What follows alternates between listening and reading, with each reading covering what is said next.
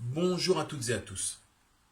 Ce live n'est pas pour développer un sujet de notre programme comme nous le faisons chaque jour à 18h30, mais pour vous faire part de mon ressenti sur cette campagne vue de l'intérieur et vécue par les membres de mon équipe et les membres de nos familles.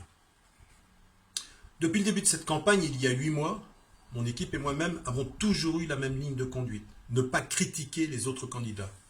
On peut ne pas être d'accord sur certains sujets, mais on doit respecter ses adversaires. On a tagué nos affiches, ou recouvert avec une bâche. On est insulté, critiqué, j'en passe et des meilleurs. Mon équipe et moi-même ne souhaitons pas rentrer dans cet engrenage détestable, engrenage d'insultes qui ne sert à rien, simplement donner une mauvaise image de Perros-Guirec. Perros-Guirec mérite beaucoup mieux.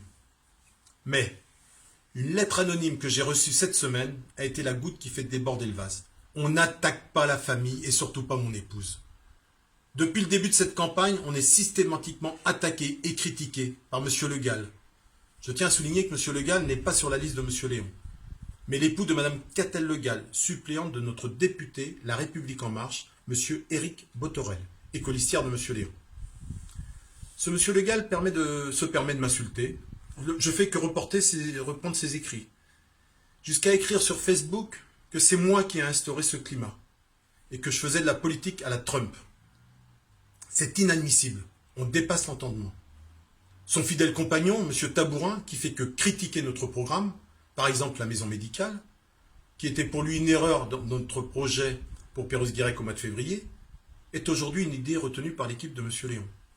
Idem pour la gestion des ports. Finalement, après 40 000 € d'études, M. Léon nous a enfin écoutés et souhaite conserver la gestion des ports en gestion publique. Et il trouve subitement 1 million d'euros entre les 2 tours des élections pour réparer le mur. Je peux aussi vous parler du Palais des Congrès. Après l'agrandissement, aujourd'hui, M. Léon parle uniquement d'études. Allez comprendre. On peut avoir des idées différentes sur les sujets, comme je le disais à l'instant, et c'est normal. Mais critiquer une idée et ensuite reprendre le projet à son compte, alors là, je ne comprends vraiment plus rien. Pour la maison médicale, il n'y avait pas besoin de cette crise sanitaire pour s'apercevoir que nous manquions de médecins à Perros-Guirec, que nous manquons de médecins à Perros-Guirec, ou alors M. Léon et son équipe n'écoutent pas les Pérosiens, ou ont peu d'idées et alors s'inspirent du programme des autres candidats. Je vous laisse juge. Notre projet phare, l'aménagement du passage du Triangle, sera critiqué jusqu'à quand? On a quand même le droit d'avoir des projets pour Perros-Guirec, sinon pourquoi se présenter à une élection?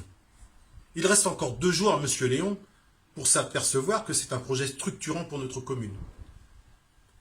Il lui reste aussi 2 jours pour changer d'avis et relocaliser les services techniques à Perros-Guirec.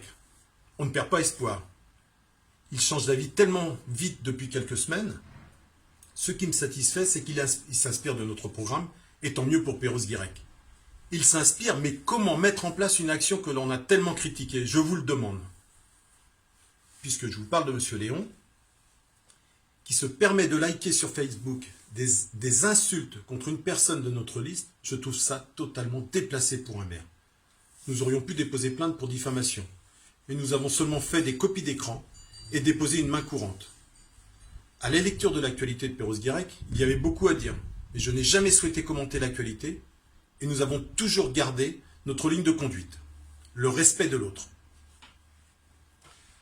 Un mot concernant Mme Bourbigo, qui elle aussi se permet de m'accuser de tous les maux. Que je ne respecte pas le suffrage universel, parce que l'on ne s'est pas mis d'accord sur le nombre de places éligibles quand on s'est rencontrés pour une éventuelle fusion de liste. Mais de quel droit peut-elle me juger? Qui est-elle pour me juger? Madame Bourbigo m'accuse d'encourager l'urbanisation. Elle qui a approuvé le PLU en 2017. Elle qui a approuvé sans réserve l'extension du Palais des Congrès en conseil municipal le 6 juin 2019. Elle qui préconise le retour des services techniques dans un bâtiment neuf.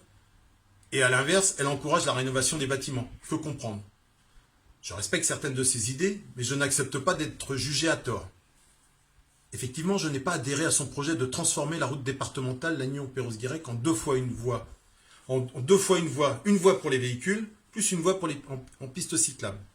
Et je lui retourne la question. Qu'a-t-elle fait pour le canton de Perros-Guirec pendant son mandat de conseillère générale? Qu'a-t-elle fait, elle qui juge les autres?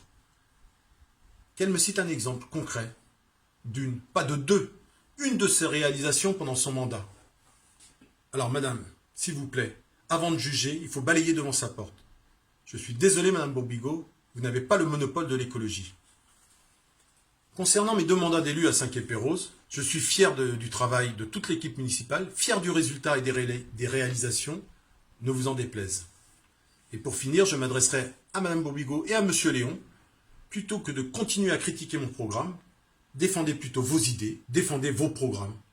Voilà, j'avais besoin de faire passer ce message, et je vous souhaite à toutes et à tous une très bonne journée.